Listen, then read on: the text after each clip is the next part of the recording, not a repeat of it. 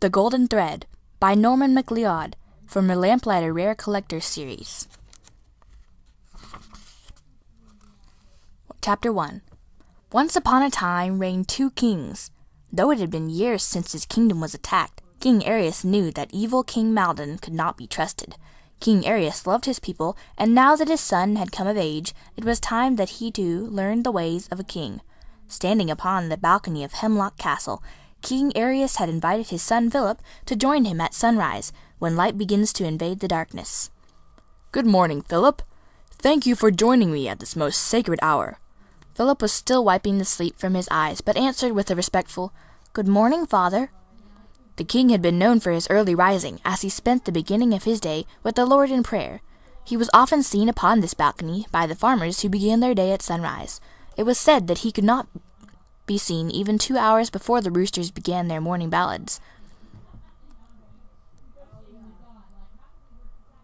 as the soft light of his lantern was slowly extinguished by the coming of the day. "It is such a beautiful morning to be alive." The king was smiling at his sleepy-eyed son as he placed his arm around him with a hug of affection. "Look at the beautiful rolling hills and sparkling streams. See the roe and its tender fawn? And the flowers! Look how they dot the landscape with the most dazzling array of colors, as if freshly painted from one of the finest artists of our land."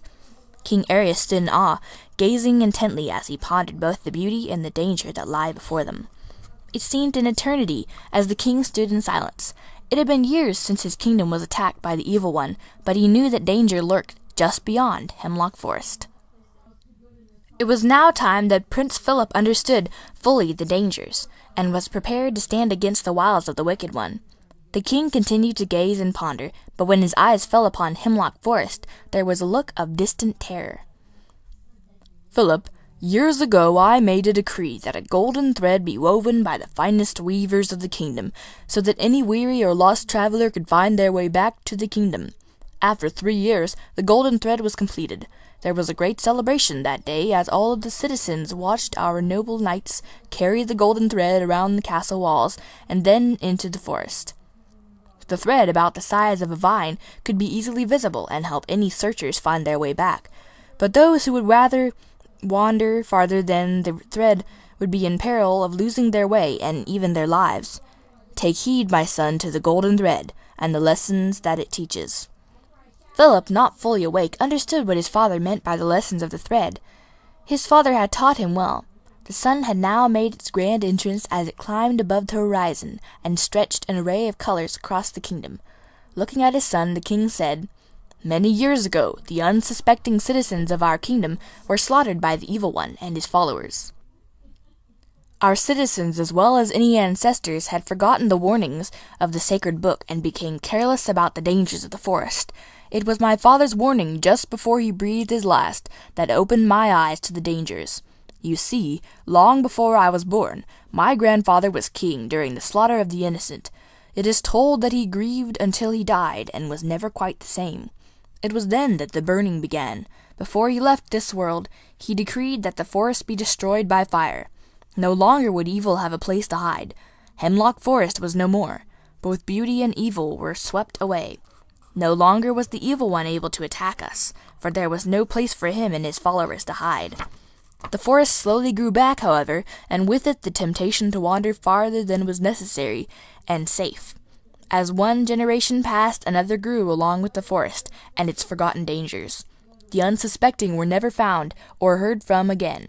The evil one and his followers again brought terror to our land. It was soon after I was crowned king that I thought of a plan to keep our citizens safe. It came to me here on this balcony after pondering the wisdom of the sacred book. The beauty of Hemlock Forest did not need to be destroyed to protect our citizens, but they would need to learn and heed the lessons of the golden thread. It was then that the mystery began. The thread began to move about like a vine and seemed to appear and vanish on its own accord. In time it was noticed that the thread appeared to anyone who was lost and cried out for help with a pure heart. It has led many a lost wanderer home. So, my son, this is why I have asked you to come this morning. It is time for you to be tested." Philip believed that he understood the lessons well and was excited to be tested. He had watched the others for so many years, and now it was his turn. an opportunity to prove his skill, resourcefulness, and perseverance during the great celebration. The great celebration was held once every 4 years. All of the citizens came to enjoy the week of festivities. There were games, music, plays, plenty of the finest foods, and above all, the contest. The strongest and most skillful squires of the kingdom trained hard for this event.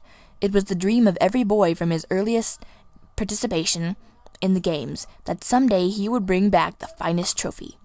Not only would his stag, bear, or even mountain lion be mounted inside the castle walls, but he would be received into knighthood.